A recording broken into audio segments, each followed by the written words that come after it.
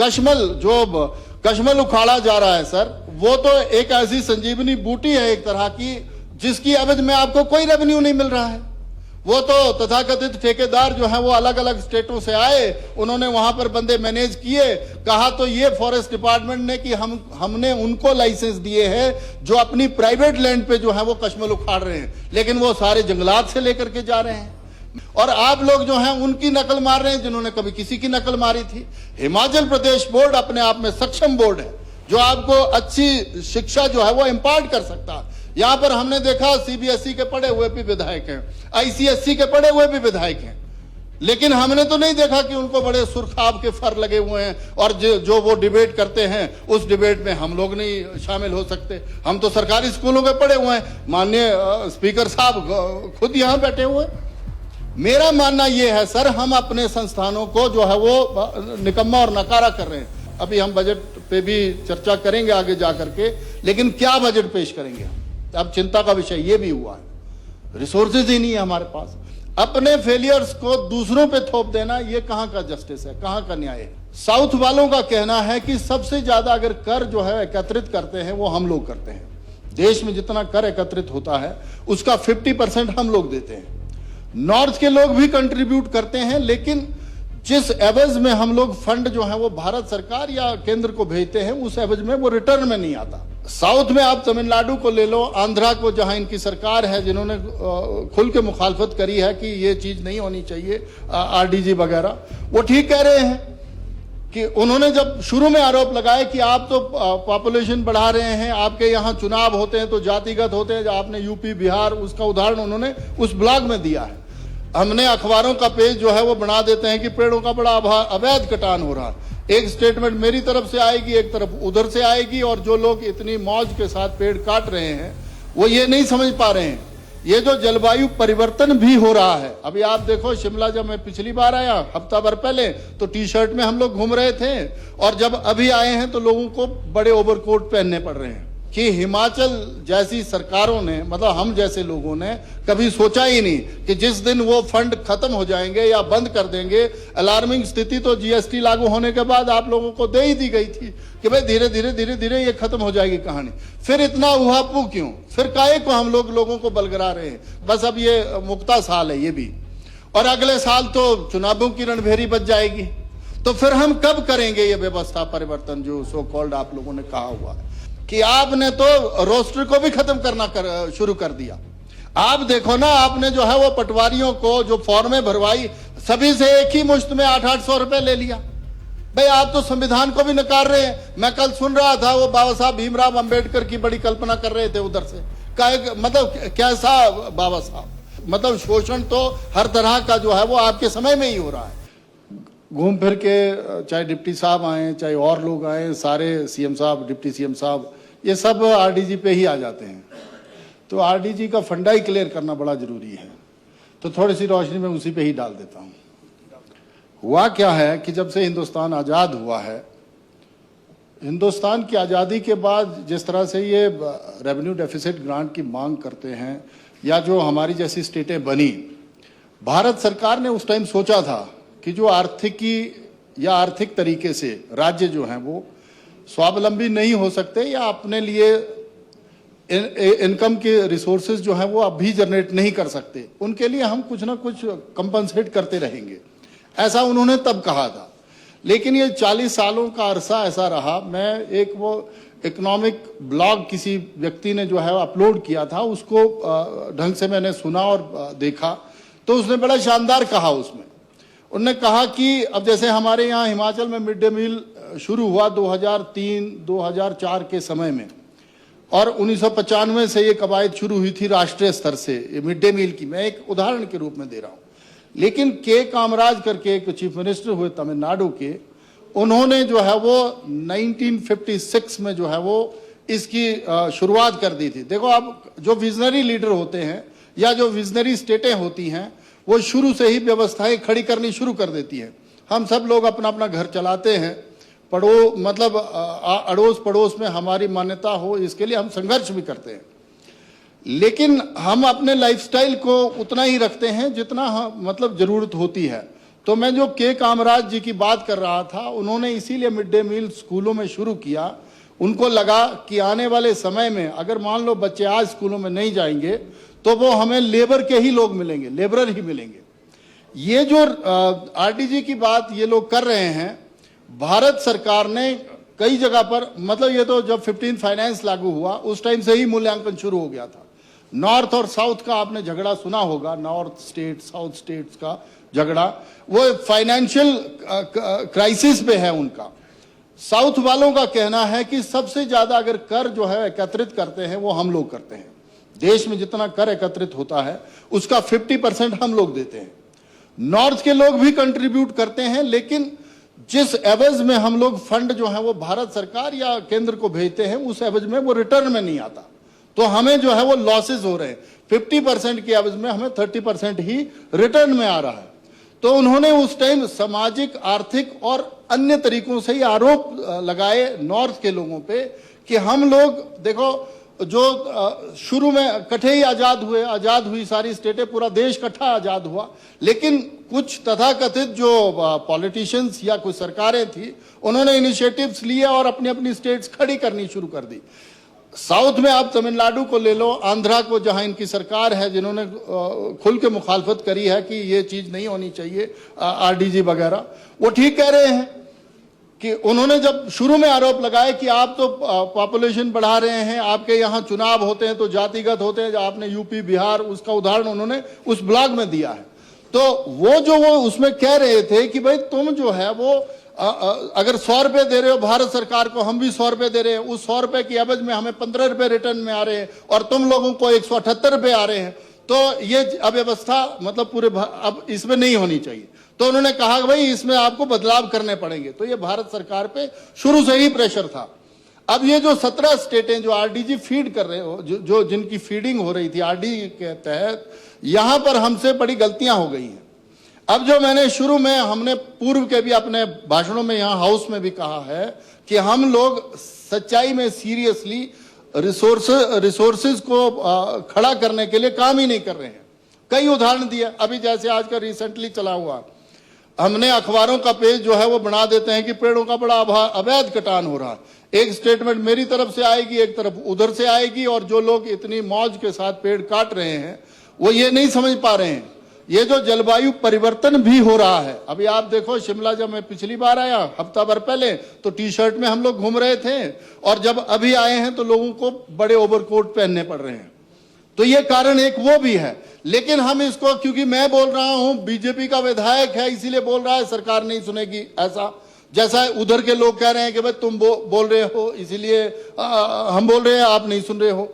तो बोलने का भाव क्या है माननीय अध्यक्ष महोदय, कि हिमाचल जैसी सरकारों ने, मतलब हम जैसे लोगों ने कभी सोचा ही नहीं कि जिस दिन वो फंड खत्म हो जाएंगे या बंद कर देंगे। अलार्मिंग स्थिति तो जीएसटी लागू होने के बाद आप लोगों को दे ही दी गई थी कि भाई धीरे धीरे ये खत्म हो जाएगी कहानी।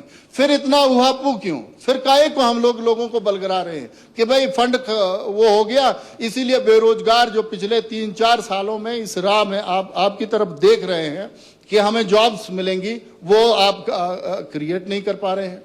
दूसरा, डेवलपमेंटल जो वर्क्स हैं, अभी जैसे आदर्श स्वास्थ्य संस्थानों की इन्होंने बड़ी बात करी, मैं पूरे हिमाचल की चर्चा नहीं करूंगा, लेकिन आदर्श स्वास्थ्य संस्थान है कहां?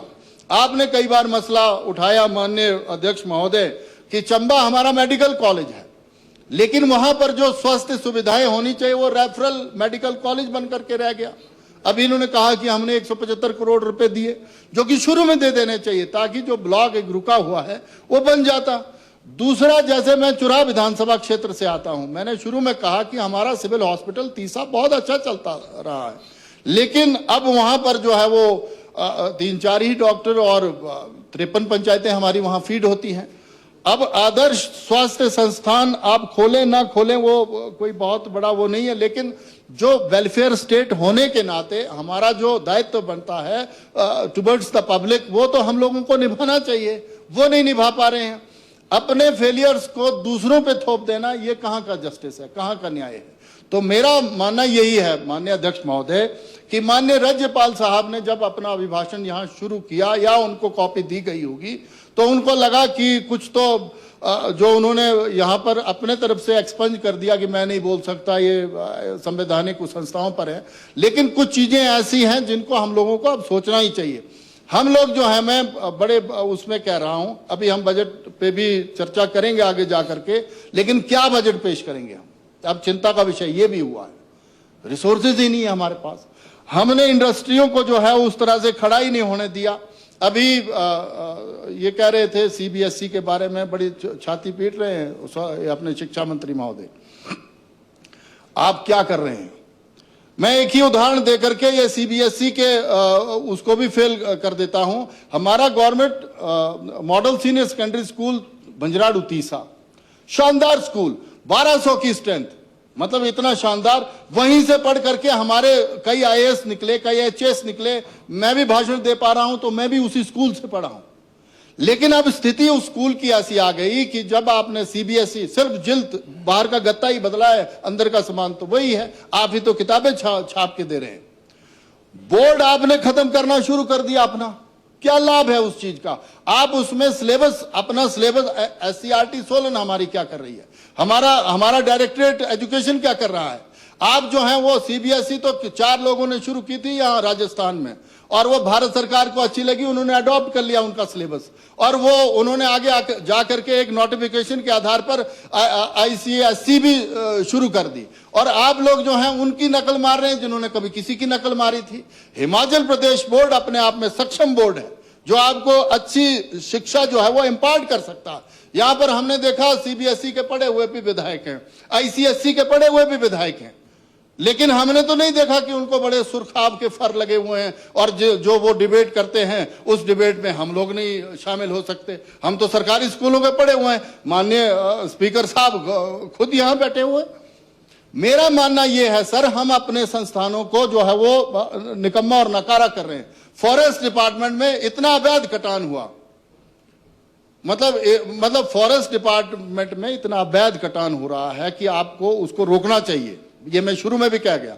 लेकिन कश्मल उखाड़ा जा रहा है सर, वो तो एक ऐसी संजीवनी बूटी है एक तरह की, जिसकी एवज में आपको कोई रेवेन्यू नहीं मिल रहा है। वो तो तथाकथित ठेकेदार जो है वो अलग अलग स्टेटों से आए, उन्होंने वहां पर बंदे मैनेज किए, कहा तो ये फॉरेस्ट डिपार्टमेंट ने कि हमने उनको लाइसेंस दिए हैं जो अपनी प्राइवेट लैंड पे जो है वो कश्मल उखाड़ रहे हैं, लेकिन वो सारे जंगलात से लेकर के जा रहे हैं। मेरा आपसे ये निवेदन है, सरकार से ये निवेदन है कि आप जो रिसोर्स मोबिलाइजेशन की बात सिर्फ किताबों में रख रहे हो, उसको अक्षरशः यहां इंप्लीमेंट करना पड़ेगा। आपने इंडस्ट्री जाने दी है इधर जम्मू कश्मीर की तरफ, हमने उस पर कोई काम करना शुरू नहीं किया।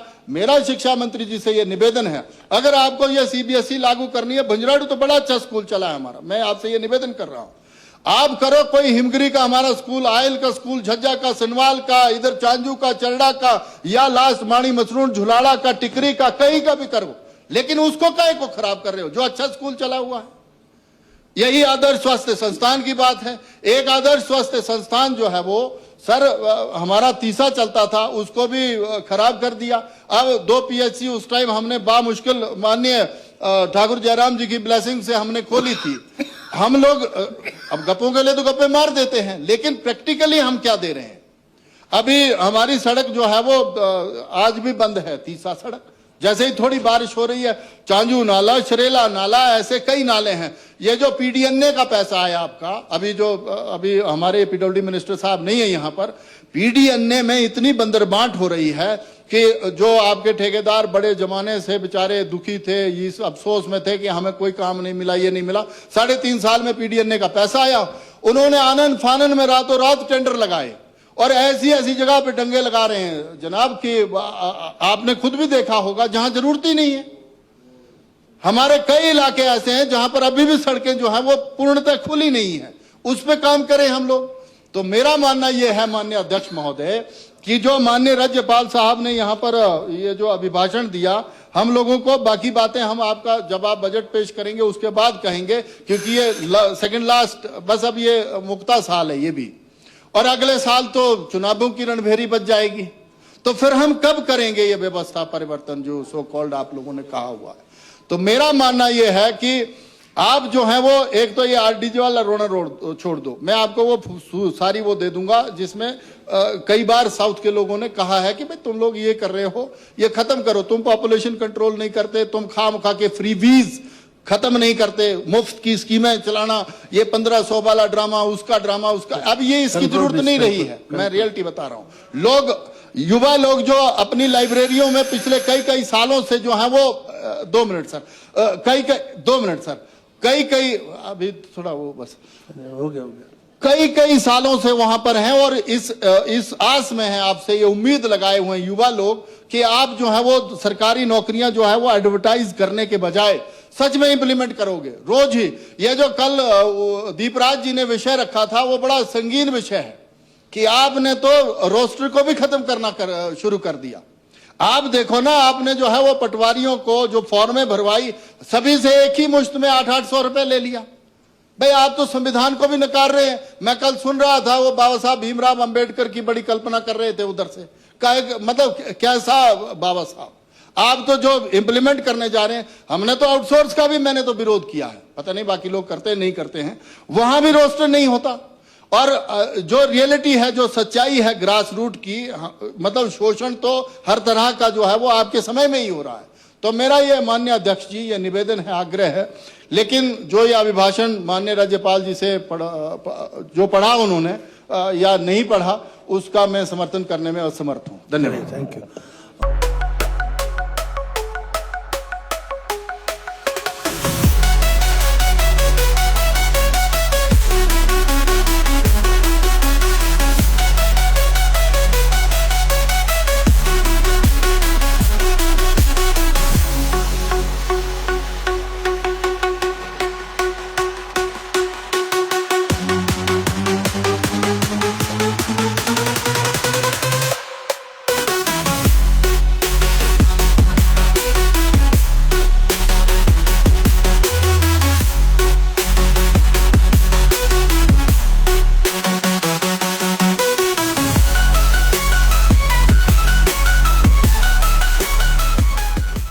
त्योहार की इस सुहानी सीजन में गोयल मोटर्स नेटवर्क की सोलन और शिमला स्थित नेक्सा शोरूम में पाई इंडिया की सबसे पसंदीदा गाड़ियों पर खास ऑफर। इग्निस, बिलेनो, फ्रॉन्स, जिम्नी और ग्रैंड विटारा जैसी शानदार गाड़ियों को खरीदने का साल का सबसे बेहतर वक्त। नेक्सा का खास ब्लैक एडिशन उपलब्ध है। सभी तरह की गाड़ियों से एक्सचेंज और अपग्रेड ऑफर भी। तो देर किस बात की, आज ही सोलन या शिमला में गोयल मोटर्स के नेक्सा शोरूम में पधारे और पाए कार खरीदारी का एक कभी ना भूलने वाला सुखद अनुभव।